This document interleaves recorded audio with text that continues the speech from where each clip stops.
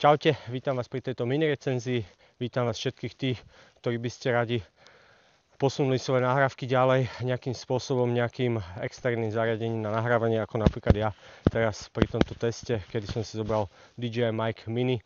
Ja som to teraz používal GoPro Hero kamery v spojení s DJI Mic cez taký ten Media Mod, ale to je dosť také komplikované, je to také veľké, musí sa to tam prepájať s tým príjimačom, s tým receiverom, pomocou tých káblikov.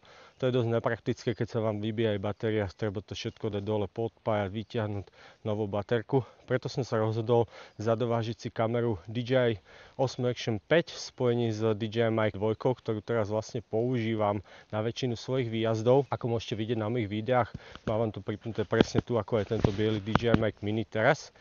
No a ten DJI Mic 2 sa dá tiež spojiť s kamerou GoPro Hero 12, je to však také dosť nekvalitné to audio, není tam také odfiltrovanie toho vetra, sem tam pukoce. Púšťam vám teraz do videjka nahrávku zo spojenia DJI Mic 2 a kamery GoPro Hero 12, dobre počúvajte. Dá sa toto trošku aj rozpeckovať na tomto chodníčku, ale treba byť vždy opatrný, či nájdú nejakí turisti oproti. Stromy sú natesno niektoré, takže bacha. Je to teda z nahrávky vo vetre, kedy je tam jasne počuť zlé odfiltrovanie toho šumu, keď to porovnáte s nahrávkou cez DJI Osmo Action 5 a s priamým spojením DJI Mic 2, ako napríklad na tomto videjku. Vlastne obidve dole do Bukovej, tu sa to dá dobre rozpeckovať. To bolo až skoro 70-kou. No, môžeme sa vlastne už tuto takto krížom odpojiť cez to pole. Tak jasne počujete veľký rozdiel. Ja som si teraz zadovážil ako rezervný mikrofónik tento DJI Mic Mini, ktorý nemá vstávanú pamäť, je menší, mal by viacej vydržať, čo je divné a má aj väčší dosah. Zadovážil som si ako záložný, aktuálne tento mikrofónik mám spárovaný teraz s kamerou GoPro Hero 12, na ktorú nahrávam.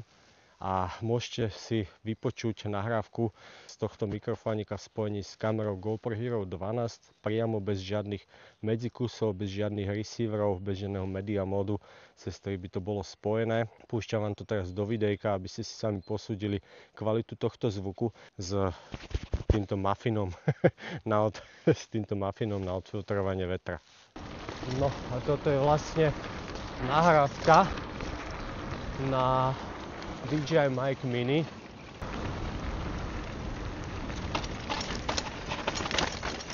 Mám to spojené aktuálne s kamerou GoPro Hero 12.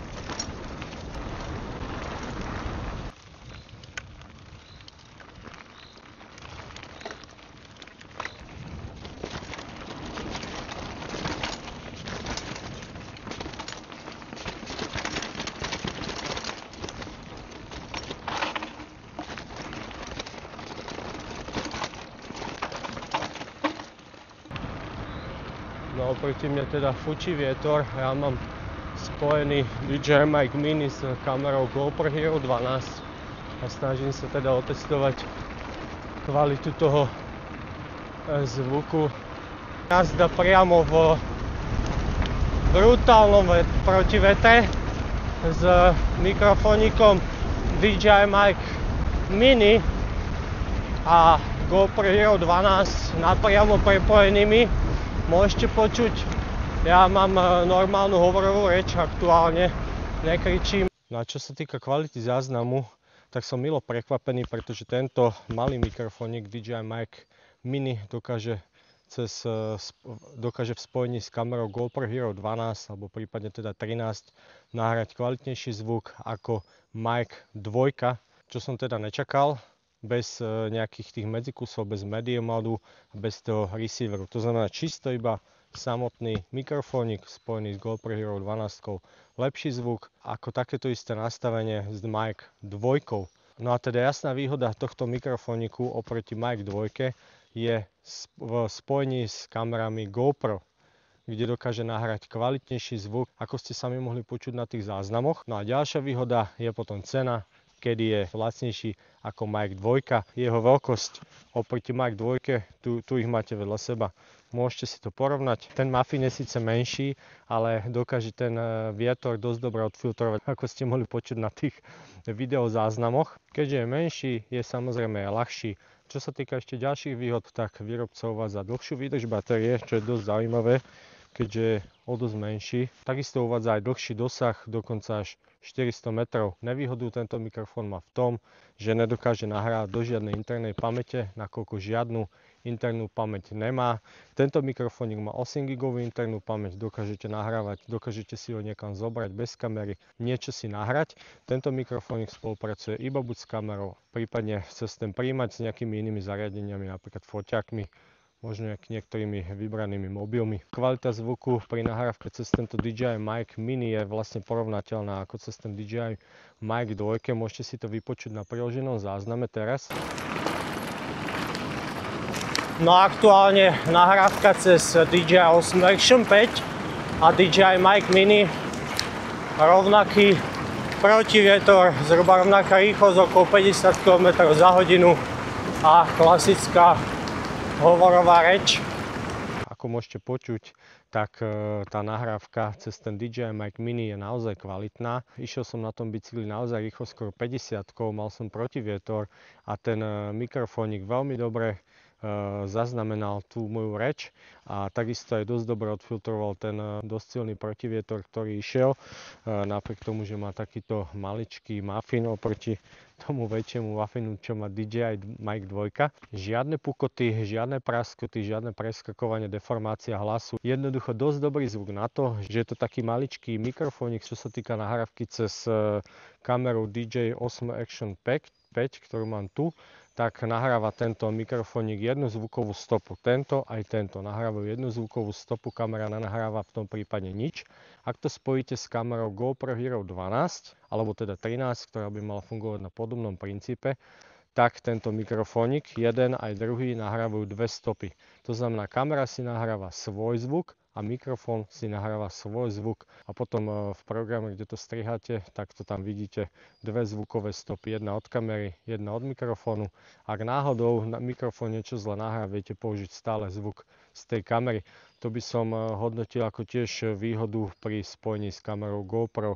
Ak máte kameru GoPro Hero 12 a vyššiu, stačí si kúpiť tento DJI Mic Mini, buď biely alebo čierny. Ja som si kúpil biely, keby som ho stratil, aby som ho ľahšie hľadal, ako záložný mikrofón. Bude vám to určite, čo sa týka kvality zvuku, určite postačovať, ako môžete aj sami počuť na priložených záznamoch z nahrávok z jedného, z druhého mikrofónu, z jednej kamery a z kamery GoPro. No a ak máte už kamerku DJI Osmo Action, tak je úplne jedno, ktorý mikrofón si kúpite, či ten alebo ten.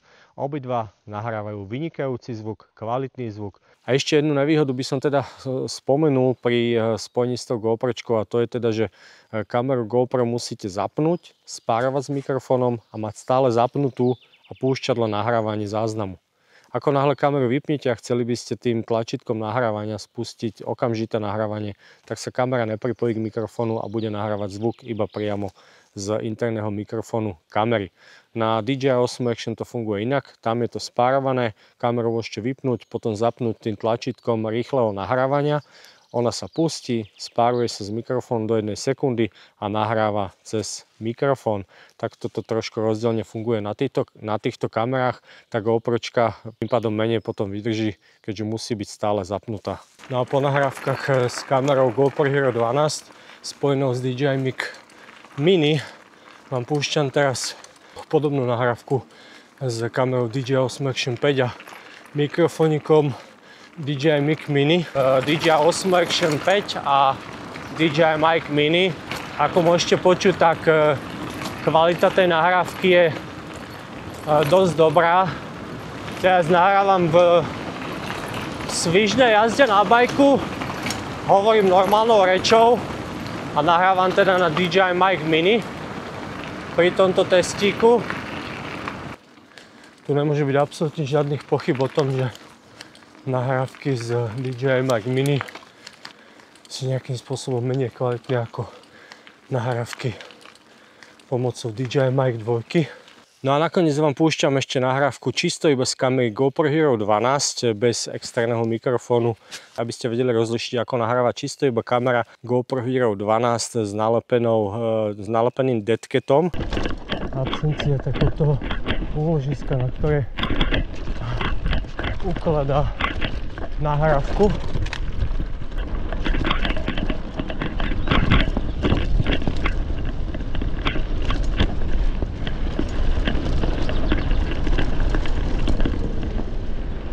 No a sme na konci tohto mini testiku. Ja vám ďakujem veľmi pekne za sledovanie. Dúfam, že som vám pomohol v rozhodovaní vo výbere, či kúpiť, či nekúpiť, alebo ako kúpiť. Nezabudnite tam dať komentár, like, odoberať kanál, aby ste pomohli v rozvoji tohto kanálu aj pre ďalších cyklistov, pre ďalších ľudí. Ja vám veľmi pekne ďakujem. Majte sa pekne, uvidíme sa zase na budúce. Čaute.